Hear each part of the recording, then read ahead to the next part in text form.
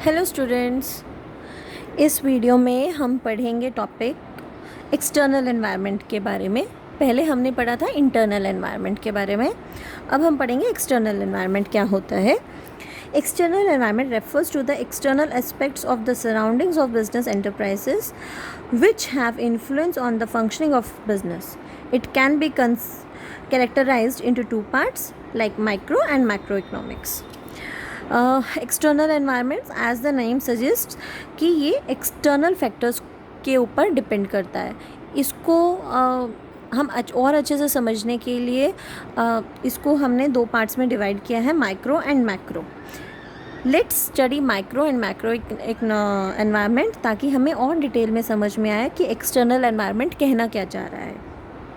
Micro environment, the micro environment और task environment comprises those force in the immediate vicinity of an organization that influence its functioning. The micro force need not necessarily affect all the firms in a particular industry in the same way. Some of the micro factors can be particular to the firm. ये क्या बोल रहे हैं कि जो micro environment में micro environment होता है या जो टास्क एनवायरनमेंट होता है वो इसमें वो वाले फैक्टर्स इंक्लूड होते हैं जिसका इमीडिएट इफ़ेक्ट आता है हमारी फंक्शनिंग पे, हमारे वर्क प्रोसेस पे। डायरेक्ट रिलेशन है, ऐसा नहीं है कि बहुत दूर की चीज़, जैसे हम बोलते हैं ना कि ये हमारा कज़न है, ये हमारा दूर वाला कज़न है। नज़दीक वाला कज़न जो होगा ना, हमारा जो क्लोज़ रिलेटिव होंगे, दूर वाले रिलेटिव नहीं, जो हमारे नज़दीक वाले रिलेटिव्स होंगे ना, वो होते हैं हमारे micro environment. Important performance in the micro environment, इसमें क्या परफॉर्मेंस कौन कौन से होते हैं इसमें जो इफ़ेक्ट करते हैं, जैसे suppliers, customers, market intermediaries, competitors, public. ये जो लोग हैं ये डायरेक्ट इनका रिलेशन है माइक्रो एनवायरनमेंट से। सप्लायर्स, अब जब तक आपके पास सप्लायर ही नहीं होगा तो आप काम कैसे करोगे? आपके पास गुड्स ही नहीं आएंगे, रॉ मटेरियल ही आपको नहीं मिलेगा, तो इनका डायरेक्ट रिलेशन है। फिर आते कस्टमर्स। अब आपने सब कुछ बना लिया, सारे काम कर लिए, सप्लायर ढूंढ लिया, सब कर लिया, अगर आपके पास कस्टमर ही नहीं है तो आप करोगे क्या? तो कस्टमर का भी सीधा रिलेशन आता है आपके फर्म पे। तो आपको जब तक यही नहीं पता होगा कि कस्टमर की डिज़ायर क्या है, कस्टमर की नीड क्या है, कस्टमर क्या चाहता है, आप फिर प्रोडक्शन करो तो आप कैसे करोगे? सपोज़ करो अभी तो चल रही है समर्स, लेकिन आप बना रहे हो विंटर का सामान, सर्दियों का सामान। अब आप ये लेगा कौन? कैसे ये वर्क करोगे? कर ही नहीं पाओगे। तो आपको उनकी डिमांड, सब मतलब क्या डिमांड है, क्या आपका एनवायरनमेंट है, क्या कस्टमर मांग रहा है, उसका टेस्ट क्या है, आपको वो सारी चीज़ें इसके अंदर इंक्लूड होती है। फिर आता है मार्केट इंटरमीडिएटरीज। तो लेकिन ये क्या है? ये डायरेक्ट मार्केट से रिलेटेड है, जिसमें आते हैं हमारे एजेंट्स आगे, ब्रोकर्स आगे, जो हमारे कंपनी को हेल्प करते हैं कस्टमर्स फाइंड आउट करने में। अब मान लो आपने काम तो कर लिया, लेकिन आप कस्टमर्स कहाँ से लाओगे? तो आप ऐसे लोगों को ढूंढोगे। जैसे अगर आप ये सपोज़ करो, एक छोटा सा एग्जांपल लेते हैं, आपको एक फ़्लैट ख़रीदना है या आपको घर ख़रीदना है, आपको थोड़ी पता है कि कौन सा घर सेल पे है या कौन सा घर रेंट पे है।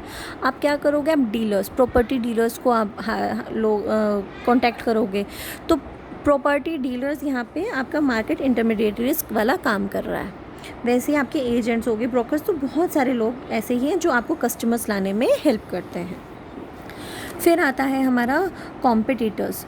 जो एक्टिविटीज़ इंक्लूड होती हैं, जो कॉम्पिटिशन्स होते हैं, तो वो आपको अपकमिंग प्रॉफिट में और रेवेन्यू लाने में हेल्प करते हैं। आप उनको कंट्रोल कर सकते हो। आपको पता होगा कि आपका अपकमिंग प्रॉफिट अगर होने वाला है तो उसके लिए क्या क्या फैक्टर्स इंक्लूड करने पड़ेंगे। अगर आप करो एक्स गारमेंट का बिज़नेस कर रहे हो तो एक और कंपनी है जो भी एक्स गारमेंट का ही बिज़नेस कर रही होगी, लेकिन आपके प्रॉफिट कैसे बढ़ेंगे, आपको क्या स्ट्रैटेजीज़ लगानी पड़ेंगी, आपको इसके साथ क्या कंपटीशन करना पड़ेगा, या आपका कॉम्पिटिटर है, आपको उससे क्या ऐसा अलग स्ट्रैटेजीज़ करनी पड़ेंगी या पॉलिसीज़ लानी पड़ेंगी या डिस्काउंट्स आपको ऐसा देना पड़ेगा या क्या आपको ऐसा काम करना पड़ेगा।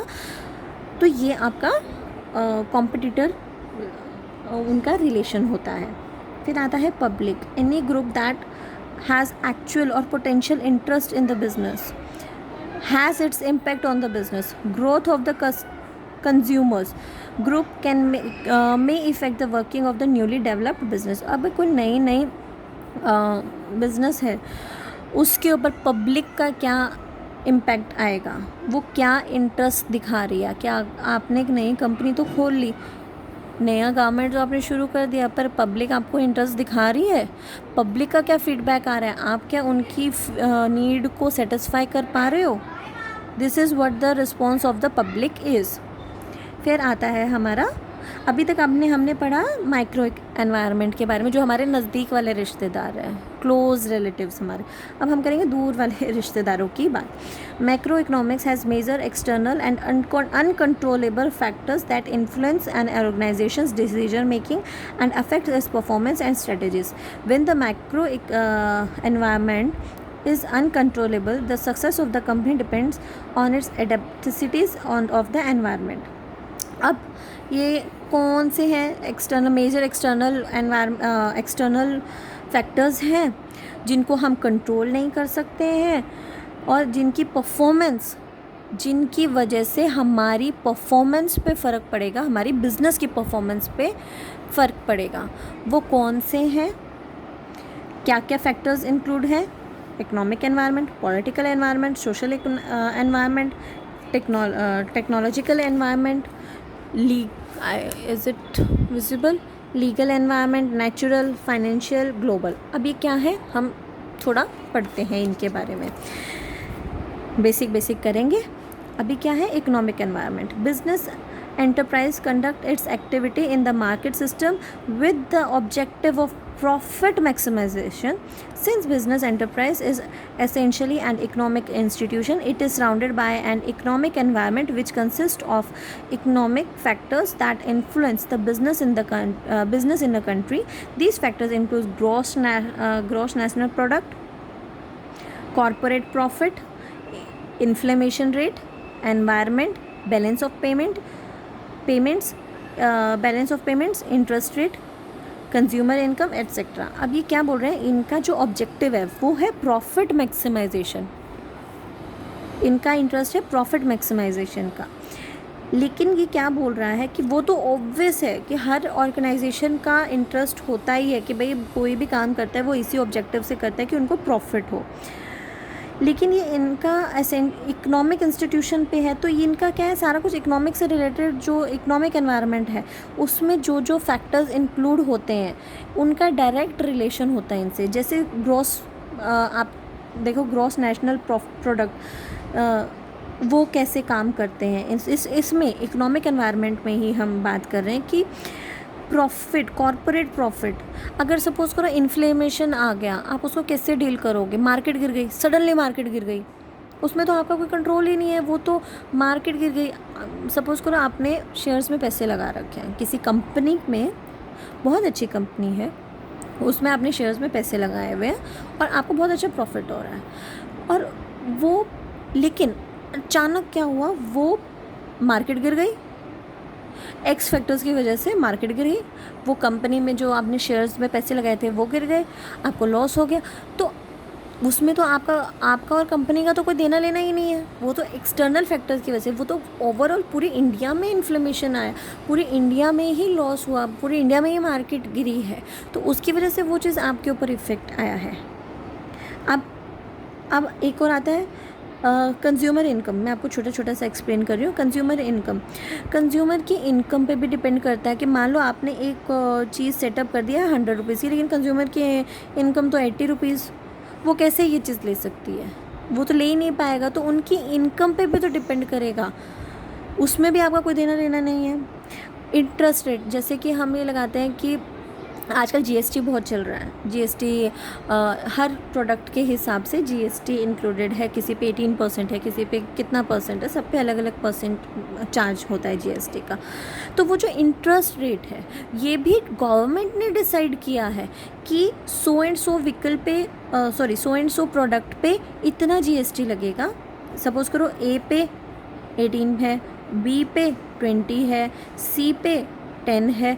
तो ये तो कंपनी ने गवर्नमेंट ने डिसाइड किया है ना, डिसाइड किया है, तो ये तो आपको इंक्लूड करना ही करना है अपने प्रोडक्ट्स में। जब आपने ये प्रोडक्ट रेट्स में इंक्लूड कर दिया तो उसका प्राइस इंक्रीज़ हो गया उस प्रोडक्ट का, तो ऑटोमेटिकली क्या हुआ, उसकी वजह से आपका सारा का सारा उसकी वजह से आपका सारा जो फैक्टर्स हैं उस पर इफ़ेक्ट आ गया। आपकी जो आपने जो रेट डिसाइड किया था उसके ऊपर फ़र्क आ जाएगा। तो आपका तो कोई देना लेना नहीं है, गवर्नमेंट ने डिसाइड किया। वो एक्सटर्नल फैक्टर था। एक्सटर्नल फैक्टर्स में जो हमने मैक्रो इकोनॉमिक्स कहा ना कि हमारे दूर के रिश्तेदारों ने आके हमारे प्राइस बढ़ा दिए, अब क्या करें हम। तो ऐसे ही जो कुछ चीज़ें हैं जो इकोनॉमिक्स से रिलेटेड हैं, हमारी प्रॉफिट मैक्सिमाइजेशन में जो हमें प्रॉब्लम क्रिएट कर सकती हैं या हमें हेल्प भी कर सकती हैं, सिमिलरली वो हमें इफ़ेक्ट करते हैं। अब आते हैं पॉलिटिकल एनवायरनमेंट। वैसे तो नेम भी सजेस्ट कर ही रहा है, आपको समझा ही रहा है, एक्सप्लेन कर ही रहा है नेम खुद से ही, बट हम भी करते हैं। The economic and political system of a country are mutually dependent. Yes, economics और पॉलिटिकल सिस्टम डिपेंडेंट है। The one reflects the ideology of the other. It comprises political stability and the policies of the government. Ideologically, inclination of the political parties, personal interest of politicians influence the party forums etc. Yes, of course, जो अभी आप देखो कि कोई भी political party जो current में running होती है वो हमारी पॉलिसीज़ बनाती है। वो जो पॉलिसीज़ बनाएंगी उनके ऊपर हमारे बहुत सारी चीज़ें डिपेंडेंट होती हैं। इनफैक्ट बहुत सारी, क्या सारी ही उनके ऊपर डिपेंड करती है। इनफैक्ट हमारी सैलरी, हम कितना टैक्स पे करेंगे, अगर सैलरी 1 लाख तक है कितना टैक्स पे करना है, 2 लाख तक है तो कितना टैक्स पे करना है, अगर अबव 10 लाख है तो कितना टैक्स पे करना है, या अगर हम कार ख़रीद रहे हैं और बेच रहे हैं तो हमें कितना टैक्स पे करना है, या टैक्स पे नहीं करना है तो उसके लिए क्या क्या पॉलिसीज़ हैं, आपको कैसे वो चीज़ों पे वर्कआउट करना है, सब कुछ। जो अभी अगर मैं आपको बताऊं इंटरेस्ट रेट, तो वो भी हमारा उसके ऊपर डिपेंड करता है। आपका जीडीपी उसके ऊपर डिपेंड करता, जीडीपी कह रही हूँ, हमारा अभी मैंने आपको बताया था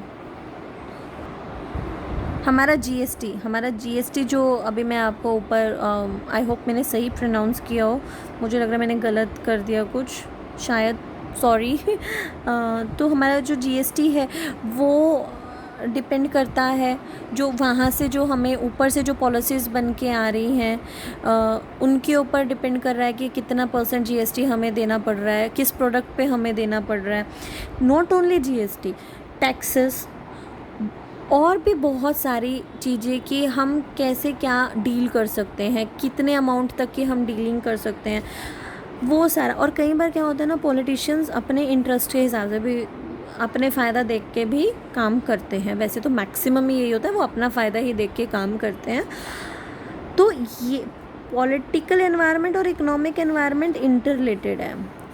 आप कभी भी देख लेना कि जो कंट्री की जीडीपी होगी वो कहीं ना कहीं पॉलिटिकली भी इंटरकनेक्टेड होगी। वही तो लोग डिसाइड करेंगे हम कितना क्या गवर्नमेंट को दे रहे हैं या उनसे ले रहे हैं, तो वही सारा कुछ करता धरता है हमारे, वही सब देखते हैं कैसे करना है। तो हमारे रूल्स रेगुलेशंस ही वही बना रहे हैं पॉलिटिकल पार्टीज़ जो लोग हैं। फिर आता है social cultural environment. Social cultural environment means the value, attitudes, belief and customs of the people in a given group of society. Social culture dimensions complicate the environment in which the enterprises have to manage their ventures, like literacy rate, customs, values, beliefs, lifestyle, demographic features, mobility of population, which are a part of social environment. It is important for managers to notice the direction in which the society is moving and formulate the progressive policies according to the change. अब ये social culture environment का मतलब है हम जहाँ रह रहे हैं वहाँ का एनवायरनमेंट कैसा है, कल्चर कैसा है, उसके अकॉर्डिंग पॉलिसीज़ बनाना, उसके अकॉर्डिंग हमारा बिज़नेस सेटअप करना. सपोज़ करो आप किसी रूरल एरिया में रह रहे हो, वहाँ पे आपको सब उसी टाइप के लोग, उन्हीं का पहनावा, उन्हीं का सब कुछ मिलेगा. अब वहाँ पे लोग सूट्स पहन रहे हैं, साड़ीज़ पहन रहे हैं, लहंगास पहन रहे हैं, तो अगर वहाँ पे जाके जीन्स तो इंट्रोड्यूस नहीं कर दोगे ना, तो वो भी एक फैक्टर है. इट्स एन एग्जाम्पल जो मैंने आपको दिया है, तो वो भी एक फैक्टर है जो डिपेंड करता है, जो कि आपका जो मैनेजर है उसको देखना है. And it is very important कि आप वहाँ का वर्क कल्चर, वर्क एनवायरनमेंट देखो और उसके अकॉर्डिंग आप काम करो. सपोज़ करो आप मुंबई जैसे शहर में हो, वहाँ का कल्चर क्या है, वहाँ के लोग क्या प्रेफर करते हैं, आप उसके अकॉर्डिंग काम करोगे. सिमिलरली अगर आप जाओगे स्मॉल एरियाज़ में, तो वहाँ पे उनके अकॉर्डिंग आप वर्कआउट करोगे कि वो लोग क्या प्रेफर कर रहे हैं, उसके अकॉर्डिंग आप अपनी पॉलिसीज़ बनाओगे, उसके अकॉर्डिंग आप अपना सिस्टम प्लान आउट करोगे कि हमें कैसे काम करना है, कैसे हम प्रॉफिटेबल हो सकते हैं. फिर आता है technological environment. The progress of business depends on the level of technology available in the country, which gives an massive impulse to the economic revival. It also indicates the pace of research and development and progress made in introducing modern technology in production. Technology provides capital intensive but cost effective alternative to traditional labor intensive methods. In a competitive business environment, technology is a key development. अभी क्या है technology? Obviously जब आपको technology आप introduce करोगे in an affordable price, तो लोग तो लेंगे, लोग प्रेफर करेंगे उनको लेना, लोग अपना कैपिटल इंक्रीज़ करेंगे, अपना लेबर बचाएंगे, अपने आप को प्रॉफिटेबल करेंगे. जो तरीके से पहले काम होता था वो अब मोर इफ़ेक्टिवली, मोर एफिशिएंटली होगा, और वो एक फैक्टर है जो हमारा की डेवलपमेंट में हेल्प करेगा. तो ज़रूरी नहीं है कि हम बहुत महंगे ही प्रोडक्ट्स अफोर्ड करेंगे. धीरे धीरे आप स्टेप बाय स्टेप चलते हो, स्टेप बाय स्टेप जब आप चलोगे, टेक्नोलॉजी के पास जाओगे, तो धीरे धीरे आपको हेल्प आउट करेगा. Next is legal environment. It has a great impact on the functioning of the organization as it establishes codes and procedures of various types of aspects of business and deals with deviations or infringements law like product counterfeiting, grey markets, black markets, customer dissipation and tax evasion. The courage, efficiency and efficiency of the legal system determined education, cost and speed of economic justice, and these factors are of great importance to the growth of business. In every country there exists special piece of business legislation which together gives guide and regulate business activities, such as in India Trademark Act 1969, Essential Commodities Act 1955, Standards of Weights and Measurement Act 1969 and consumer protection act 1986. अब ये क्या बोल रहे हैं, हमारा कुछ legal procedures हैं. हर एक चीज़ के लिए कुछ लॉज बनाए गए हैं. जैसे अगर आप कार मार्केट में जाओगे तो कार मार्केट के अलग लॉज हैं. अगर आप गारमेंट मार्केट में जाओगे उसके एक अलग लॉज हैं. अगर आप इंपोर्ट एक्सपोर्ट में जाओगे तो उसके अलग रूल्स एंड रेगुलेशंस हैं. अगर आप विद इन इंडिया काम करना चाह रहे हो उसके अलग रूल्स हैं. तो सारे रूल्स, सारी पॉलिसीज़, सारे एक्ट्स के अंदर डिसाइड क्लियर कट मेंशन किया गया है आपको कैसे और किन एक्ट्स के अंडर आपको काम करना है. तो जैसे वो एग्जांपल दे रहे हैं कि इंडिया में ट्रेडमार्क एक्ट है जो 1969 में बना था, कि इस ट्रेडमार्क अगर नहीं है किसी भी प्रोडक्ट पे तो आप वो प्रोडक्ट यूज़ नहीं करोगे, वो सेफ़ नहीं है या इंडिया की तरफ से वो अप्रूव्ड नहीं है। ऐसे एसेंशियल कमोडिटीज़ हैं। स्टैंडर्ड वेट एंड मेजरमेंट से रिलेटेड भी है। अच्छा, जो भी अगर हम कुछ हैं कंज्यूमर्स हैं जो हम सामान ले रहे हैं, अगर हमें उनको कुछ प्रॉब्लम फेस करते हैं तो उनके लिए भी कंज्यूमर प्रोटेक्शन एक्ट बना हुआ है जो कि 1986 में बना है। अगर हम कुछ प्रॉब्लम फेस कर रहे हैं और हमें कंपनी से वो फीडबैक नहीं आ रहा है या हम सेटिस्फाई नहीं हो रहे हैं, हमारी वो प्रॉब्लम सॉल्व नहीं हो रही है उस कंपनी से जिससे हमने कोई प्रोडक्ट ख़रीदा है, तो हम कंज्यूमर प्रोटेक्शन एक्ट के अकॉर्डिंग हम वर्कआउट कर सकते हैं, उनके ऊपर केस कर सकते हैं, जो भी लीगल फॉर्मेलिटीज़ होती हैं हम वो कर सकते हैं। तो this is very good step taken by the government of every country. तो ये चीज़ है, ये भी एक्सटर्नल फैक्टर्स हैं। हमारे ये दूर के रिश्तेदार हैं जो हमारे घर कभी कभी आते हैं और वो हमें कभी कभी उनकी ज़रूरत पड़ती है, लेकिन उनका बहुत इंपॉर्टेंट रोल भी है हमारे एक्सटर्नल एनवायरनमेंट में। फिर आते हैं natural environment. No business can survive in climate inhospitable condition. Business has broadly two relationship with the natural environment. First, the environment is the source of resource as raw material, and second is it cause damage to the process of production. ये बोल रहा दो ही चीज़ें हो सकती हैं, आप raw material लाते हो और दूसरा क्या होता है अगर आपका जो प्रोडक्शन है प्रोसेस है उसमें कुछ डैमेज हो जाए। ये नेचुरली जो प्रोसेस है ये वही है। ये दो ही फैक्टर्स हैं जो इसमें इंक्लूड होते हैं, या तो आपका रॉ मटेरियल होगा या आप कुछ प्रोड्यूस कर रहे हो तो उसमें कुछ प्रॉब्लम आ गई, कुछ डैमेज आपने फेस किया, तो उसके अकॉर्डिंग आपको वर्क करना है। ये दो ही फैक्टर्स हैं जो नेचुरल एनवायरनमेंट में इंक्लूड होते हैं। फिर आता है financial environment. Business finance is concerned with making decisions about the investments in the business. It includes bond market, forex market, stock market, commodities market, OTC market, real estate market, cash or spot market. All these market may play an important role in rising finances for the companies and at the same time gives profit to the investors. अभी ये financial environment है। Financial नाम ही बता रहा है, मतलब पैसों से रिलेटेड, जहाँ पे आप किसी कंपनी या किसी मार्केट से आप बॉन्ड ले सकते हो, स्टॉक मार्केट में इन्वेस्ट कर सकते हो, या आप रियल एस्टेट में जा सकते हो। जो भी इस टाइप का से रिलेटेड जो काम है वो फाइनेंशियल एनवायरनमेंट में आता है और ये बहुत इंपॉर्टेंट रोल प्ले करते हैं हमारा प्रॉफिट बढ़ाने में।